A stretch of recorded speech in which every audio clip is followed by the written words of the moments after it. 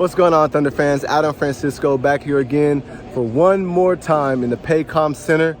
It's the last game of the season, or the last home game of the season, and the Thunder somehow found a way to win the game despite Sam Presti doing everything in his human power for this team to lose. There were 7 guys on the court tonight that have seen significant G League minutes.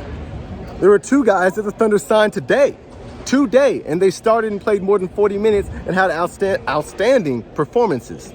Somehow the Thunder keep pulling these wins off. They've won 4 of the last 7. And in those 4 games, it's been like the most blatant level of tanking. Like the Thunder are clearly trying to lose these 4 games, or they were clearly trying to lose those 4 games.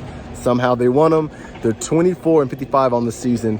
And, you know, while it's terrible for draft positioning, it is outstanding when you're just looking at basketball and looking at the grit of these young guys. And when you're looking at the culture that has been built in Oklahoma City, where guys that haven't even spent that much time in OKC just jump in and assimilate to the culture that's been built here over the past, 11, 12 years and perform. As many people in OKC know, I'm not the biggest fan of, tanking. I think that it's cheating the system, and I just don't like watching losing basketball. I played basketball growing up my entire life. I've watched basketball.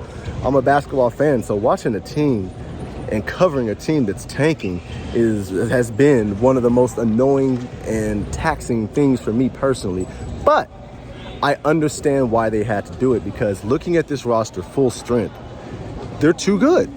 They're too good to tank. That's been the issue. They have Shea, who, whether he makes an all-star game or not, is an all-star caliber player. They got Lou Dort, who's an all-defensive guy. They got Josh Giddey, who is Josh Giddey, and we all know what he brings to the table. Trey Mann has emerged as one hell of a scorer.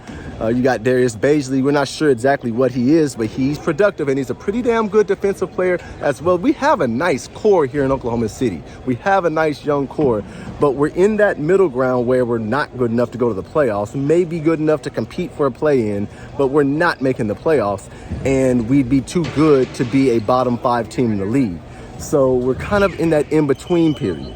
With that being said, next year, I better see this team competing.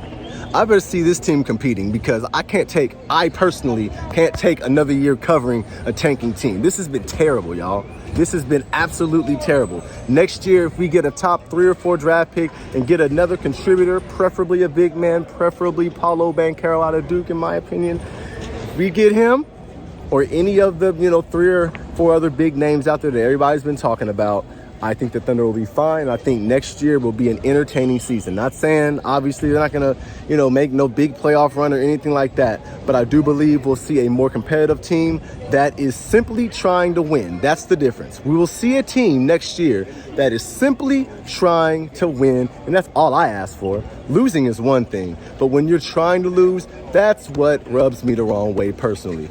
So, with all that being said, I'm Adam Francisco. This wraps up season 8 for me. Been here since the 2014-2015 season. I've seen Russell Westbrook and Kevin Durant play. I've seen Russell Westbrook's MVP season, Now I Do What I Want season, whatever you want to call it. I've seen the OK3 experiment that went terribly wrong. I've seen the Russ and Paul George experiment that I wish had one more year. I've seen the Thunder tank for a season. I've been here through COVID. I've been here through a lot of stuff. And this has, again, been the toughest year of them all for me. But it's always an honor to cover the NBA. It's a dream of mine personally. I appreciate you guys watching all of my rants. Make sure you follow the Royal Tonsor. The Royal Tonsor Hair Studios, great barber. He's my barber. I have a hat on for fashion again today. But he hooks me up. He'll hook you up as well with a great, crispy cut. But until next season, you guys, I'm Adam Francisco. Thank you guys for listening. Peace.